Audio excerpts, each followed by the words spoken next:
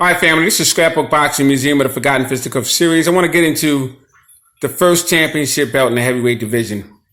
Like I said in the last video, BFTB, salute to him. Great job, outstanding job that he did. And explaining about the lineage, I'm going to take it a little bit further. Right now we're looking at Jake Kilrain. Jake Kilrain was an old fighter out of Greenpoint, New York. He was born February 9th, 1859. He died, unfortunately, December 22nd, 1937 in Quincy, Massachusetts. He stood 5 foot 10 and a half inches and weighed anywhere between 175 pounds to 230 pounds. Now, he fought George Godfrey and William Sheriff, Jack Ashton, Joe Leneal. These are some of the fighters he fought. 1880, he fought James Jack Hughes. He defeated him in 3 rounds. 1882, George Godfrey, Boston, defeated him in 3 rounds. 1883, George Godfrey again in Boston. And this time he defeated him in 3 rounds, but they called it a draw. 1884, he would fight Charlie Mitchell. Here you have Charlie Mitchell. And he would eventually get an opportunity to face a fighter by the name of Jim Smith. And that fight would take place in 1887. December 19th. And that would be some fight. But let me get into some information of Jim Smith. Now, Jim Smith was born January 21st, 1863 in Shoreditch, London, England. September 10th, 1931, he would unfortunately pass away. He stood 5 foot 8 inches, 8.5 inches, and he weighed anywhere between 170 and 212 pounds. His manager was Frank Grimm. How do I know this? I don't know. Can't tell you how I remember this stuff.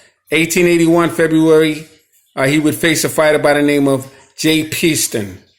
He would defeat him on a 140-pound championship bout. So basically, at that particular time, they had competitions. It wasn't considered a championship bout, but it was considered a competition. And if you won that competition, you were the man in that weight division at that particular competition. They didn't actually have the belts at that time.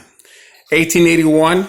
1885, he would face Henry Sugar, London, England, Goosham, London, England, and he would defeat him. 1886, he would defeat a bare-knuckle championship contest, no belt at stake. It was just bragging rights saying that he was the champion. And he would win that. He would fight a guy by the name of Elf Greenfield. That would be in England. December 19th, 1887, that's the fight. Jake Kilrain.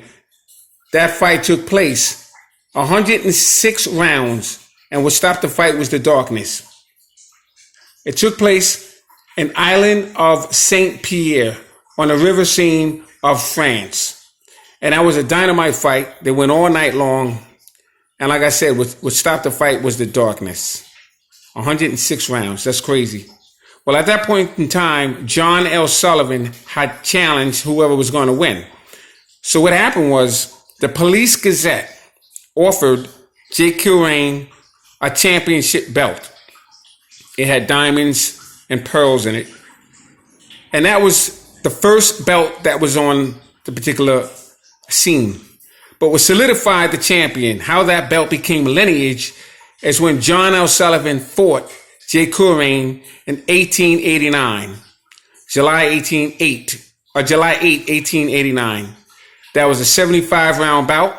It was in Richburg, Mississippi, and that was a dynamite fight.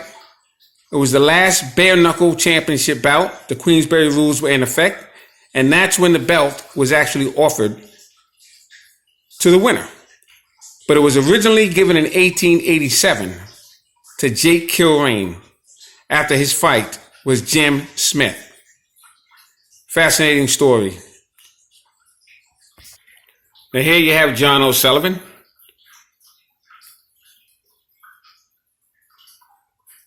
He was a very, very strong fighter from Boston. They called him the Boston Strongman. And he would challenge the winner between Jim Smith and Jake Kilrain. And it wasn't until these two got it on in 1889 was when that belt became lineage. And John O'Sullivan would defeat Jake Kilrain in 75 rounds of the last bare-knuckle fight And that's when the first championship belt became lineage. It was the Police Gazette belt. And from that point, it went to Gentleman Jim Corbett, and then Bob Fitzsimmons, and James J. Jeffries. And Jeffries retired. And he called on to Marvin Hart to become the champion. And then Tommy Burns fought Marvin Hart. And then in 1908, Jack Johnson would take the title away from Tommy Burns. Jess Willard, Jack Dempsey, Gene Tunney, Max Melling, Jack Sharkey, Primo Carnera, Max Baer, James J. Braddock, Joe Louis, Ezzard Charles, Joe Walcott, Rocky Marciano, Floyd Patterson, Sonny Liston, Muhammad Ali. Now on September 7th, 1892, you had a gentleman by the name of James J. Corbett who would defeat John O'Sullivan, and he would take the heavyweight championship of the world away from John O'Sullivan. It was an upset in the making, but he would knock him out in the 21st round and become the World Heavyweight Championship holder at that particular time until he met Bob Fitzsimmons. Now here you have it. You have Gentleman Jim Corbett and Bob Fitzsimmons, and this is the actual belt. This is the Leneal belt. This is how it all started.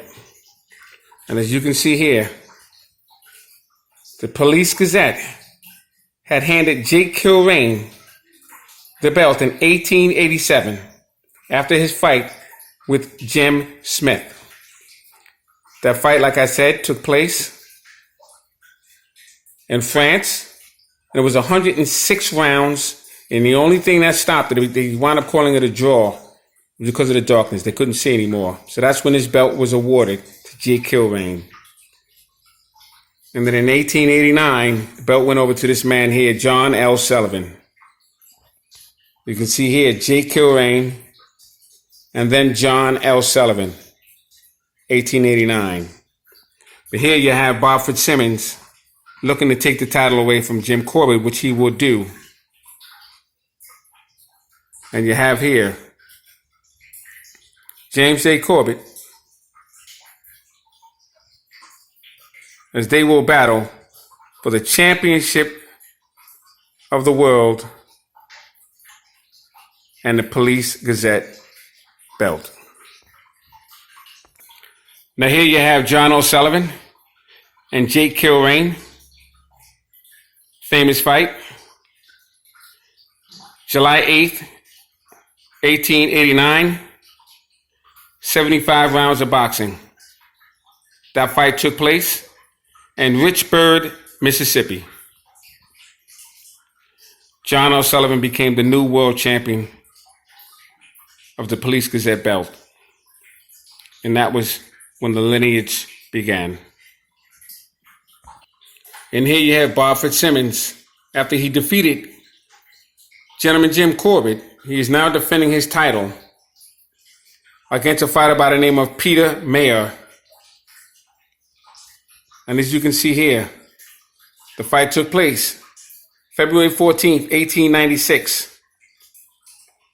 It was for $10,000 and the Police Gazette belt. And here's the belt. As you can see, Jake Kilrain, John O'Sullivan, Jim Smith.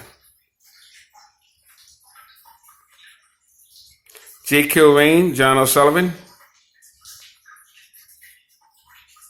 Police Gazette Championship belt.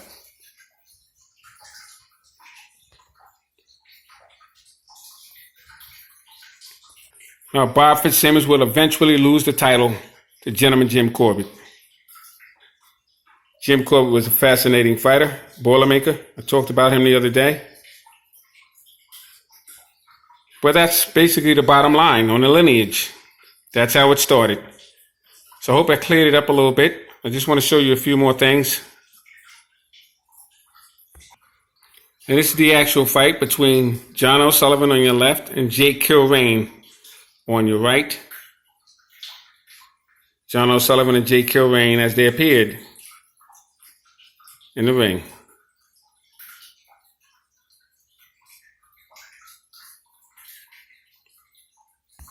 And here you have